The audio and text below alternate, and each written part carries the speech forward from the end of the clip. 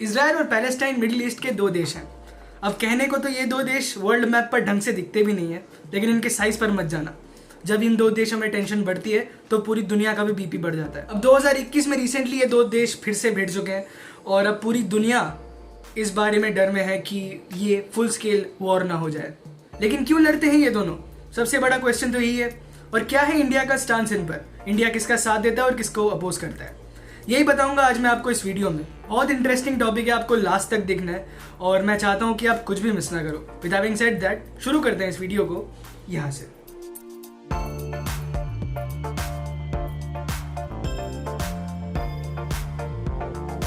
तो सबसे पहले ये बात जानना जरूरी है कि ये दो देश लड़ते क्यों हैं। इसके लिए हमें वापस जाना पड़ेगा वर्ल्ड वॉर 1 में। अब वर्ल्ड वॉर 1 में जब ब्रिटेन ने ऑटोमन टर्की को हराया तो उसने ये जगह जो है ऑक्यूपाई कर ली। ये जगह का नाम है पैलेस्टाइन और ये पड़ता है जॉर्डन नदी और मेडिटेरेनियन सी के बीच में।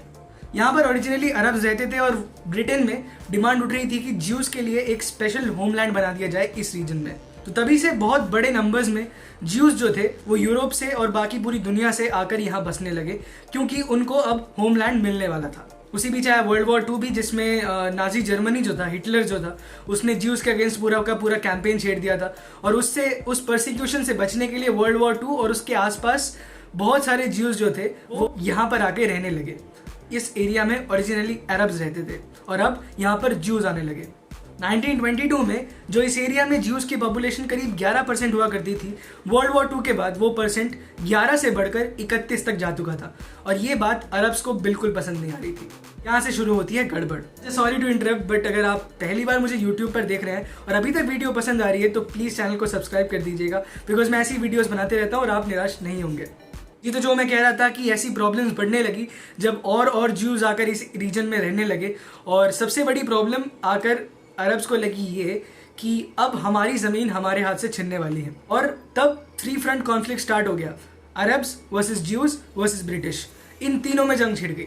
बढ़ती हुई प्रॉब्लम्स को देखते हुए 1947 में यूनाइटेड नेशंस लाता है एक प्लान जहां पर एरिया का डिवीजन हो जाएगा। जो पैलेस्टीनियन रीजन है उसको स्प्लिट कर दिया जाएगा ज्यूज के लिए और अरब्स के लिए अलग अलग। और इसी के बीच पड़ता है जेरूसलम, जो कि एक बहुत इंपॉर्टेंट सिटी है। अब जैसे मैंने आपको कहा कि ये एरिया स्प्लिट होने वाला है ज्यूज और अरब्स के बीच में, लेकिन जेरूसलम को इंटरनेशनल सिटी बनाने का प्लान था। अब जेरूसलम को पहले थोड़ा समझना जरूरी है।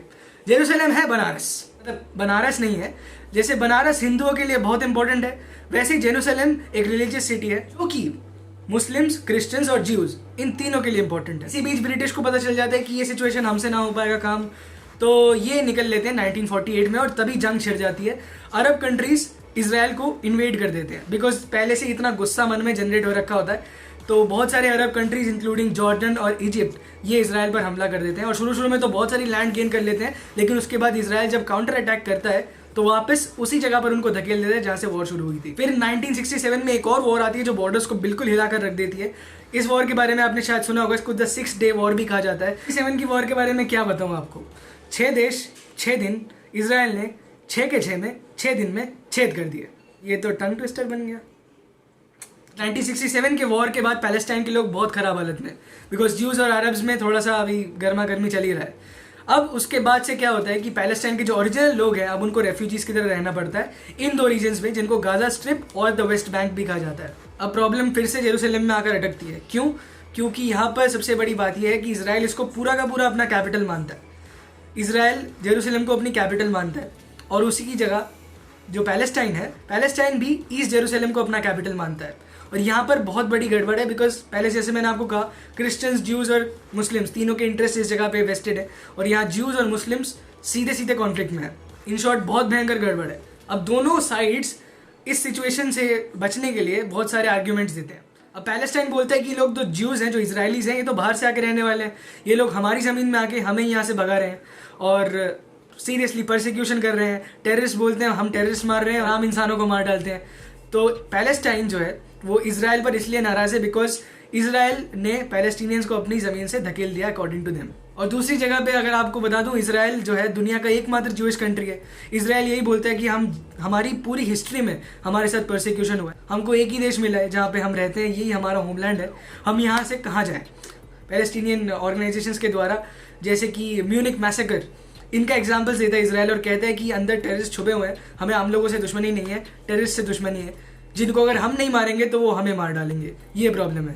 लेकिन जितना अभी तक है वो ये है कि हमास जो है, पैलेस्टाइन वाले, ये लोग 500 से ज़्यादा रॉकेट्स लॉन्च कर चुके हैं इसराइल पर, और इसराइल उसके बदले में इनको एयर स्ट्राइक से जवाब दे रहा है। ये यहाँ से शुरू नहीं हुआ, इससे पहले क्या हुआ था, इसराइल के कुछ फार एक्सट्रीमिस्ट राइट विंग वाले हैं जिन्होंने क्या कहते हैं नारे वारे लगाए कि डेथ टू अरब्स को बिल्कुल सहन नहीं कर पा रहे। एक्सट्रीम राइट जो है, मैं आम इसराइलीज की बात नहीं कर रहा हूँ, एक्सट्रीम राइट विंग इसराइलीज की बात कर रहा हूँ। उसके बाद क्या होता है कि ऐसे जब इन्होंने नारे लगाए तो अरब्स भड़क गए। अरब्स ने फिर थोड़ा प्रदर्शन किया जो वायलेंट टर्न हो गया, फिर पुलिस ने जवाब दिया तो खुश नहीं हुए, और फिर पुलिस ने 10 मई को वहाँ पर अल अक्सा मॉस्क है जहाँ पर इजरायली पुलिस ने उसको क्या बोले रेड कर दिया। ऑलमोस्ट 300 से ज़्यादा लोग जो हैं वो इंजर्ड हो गए इसमें, और रबर बुलेट्स फायर किए गए, पैलेट्स फायर किए गए, और जिसके रिजल्ट में हमास जो थी उसने बोला है कि अगर तुम इसको नहीं रोकते तो हम तुम पर हमला कर देंगे, जो अभी हो रहा है। लेकिन अभी एक बात मज़ेदार और है कि ये जो हमास रॉकेट लॉन्च कर रहा है, इसको इजराइल में एक सिस्टम है जिसका नाम है आयरन डोम, उसने इसका दिवाली का पटाखा बना रखा है। मतलब ये ऐसे हवा से रॉकेट उड़ते तो है लेकिन ज़मीन पर वापस आ नहीं पाते। आयरन डोम एक ऐसा सिस्टम है जो क्या बोले रॉकेट स्ट्राइक्स या फिर एयर स्ट्राइक्स जो है हवा से आने वाली जो भी रॉकेट्स मिसाइल्स जो भी हैं, इनको रोकने के लिए इसराइल ने डिज़ाइन किया हुआ है। इसकी एक्यूरेसी 90% से भी ज़्यादा, लेकिन फिर भी इसराइल के करीब 7 से 8 लोग मारे गए हैं, और इसमें इंडिया की एक सिटीजन भी है जिनकी मौत हुई है। On the other hand Israel जो एयर स्ट्राइक कर रहा है, यहाँ से अगर कहा जाए तो 100 से ज़्यादा पैलेस्टीनियंस मर चुके हैं, और जिसमें करीब 17 बच्चे भी थे।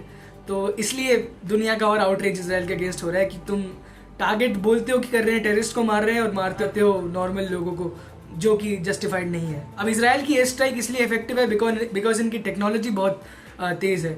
अब अगर हमास को देखें तो ये भी जो है सिविलियन टारगेट्स लेता है, और अगर आयरन डोम नहीं होता तो शायद 100 से भी ज़्यादा लोगों की मौत हो चुकी होती इसराइल में। तो जैसे मैंने आपसे शुरू में बोला था कि मैं बताऊंगा इंडियन गवर्नमेंट किसका साथ दे रही है, उसे जानने से पहले एक बात पर नज़र डाल लेते हैं। दुनिया में ना 3 प्रकार के देश हैं when it comes to Israel and Palestine. Number 1 वो है जो सिर्फ इसराइल को रिकॉग्नाइज करता है, जिसमें यूनाइटेड स्टेट्स, यूनाइटेड किंगडम और ऑलमोस्ट पूरा यूरोप, पूरा वेस्टर्न वर्ल्ड है जो सिर्फ और सिर्फ इसराइल को रिकॉग्नाइज करता है, पैलेस्टाइन को रिकॉग्नाइज तक नहीं करता। नंबर 2 वो देश हैं जो सिर्फ पैलेस्टाइन को रिकॉग्नाइज करते हैं, इसराइल को रिकॉग्नाइज नहीं करते, जिसमें पाकिस्तान, ईरान, बाकी सारा ऑलमोस्ट सारा अरब वर्ल्ड सिर्फ और सिर्फ पैलेस्टाइन को रिकॉग्नाइज करता है, इसराइल को स्टेट ही नहीं मानते। और नंबर 3 वो जो इसराइल और पैलेस्टाइन दोनों को रिकॉग्नाइज करते हैं, जिसमें इंडिया, चाइना, रशिया और बहुत सारे देश आते हैं। तो जैसे मैंने बोला कि नंबर 3 कैटेगरी में हम लोग भी आते हैं, मतलब हम इसराइल और पैलेस्टाइन दोनों को सपोर्ट करते हैं, सपोर्ट नहीं रिकॉग्नाइज करते हैं। और ये दोनों देश ही हमारे लिए इक्वली इंपॉर्टेंट है। नंबर 1 के साथ, इसराइल के साथ हमारे स्ट्रैटेजिक डिमांड्स जुड़े हुए हैं, और नंबर 2 के साथ इमोशंस। कैसे, वो मैं बताता हूँ अभी। इसराइल इसलिए इंपॉर्टेंट है बिकॉज एशिया में हमारा 3rd लार्जेस्ट ट्रेडिंग पार्टनर है इसराइल। इसराइल के साथ हम बिलियंस ऑफ डॉलर्स का ट्रेड करते हैं, और सबसे बड़ी बात ये कि अब जितना ग्रोइंग टाइम है उतने में इसराइल और इंडिया के जो रिलेशंस है डिफेंस में बहुत ज़्यादा ऊपर गए हैं, बिकॉज इसराइल हमको ऐसी ऐसी मशीनरी देता है जो शायद कोई और देश नहीं दे सकता। उनकी research and development, science and technology बहुत एडवांस्ड है। वहाँ पर खुद की सिलिकॉन वैली है जिसको सिलिकॉन वादी बुलाते हैं। इसराइल बहुत एडवांस देश है जिसका हाथ पकड़ना इंडिया के लिए ऐसे टाइम्स में बहुत ज़रूरी। नंबर 2 ये कि वो भी इस्लामिक फंडामेंटलिज्म के अगेंस्ट लड़ रहा है।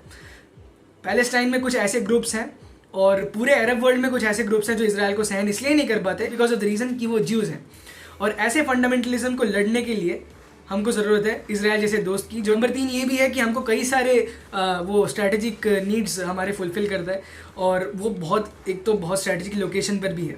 एक और बात ये भी है कि वो हमें ऐसा सामान बेचता है जो और कोई नहीं बेचता। रडार सिस्टम्स हो जाए, बराक 8 हो जाए, या फिर अभी जो तेजस में इतने सारे चेंजेस किए गए, या फिर एयरफोर्स और आर्मी है, इनको जितना भी अपडेट किया जा रहा है, इसमें इसराइल की जो स्ट्रैटेजिक चीज़ें हैं या फिर जो मशीनरी है वो बहुत हैवी यूजेज किया जा रहा है उनका।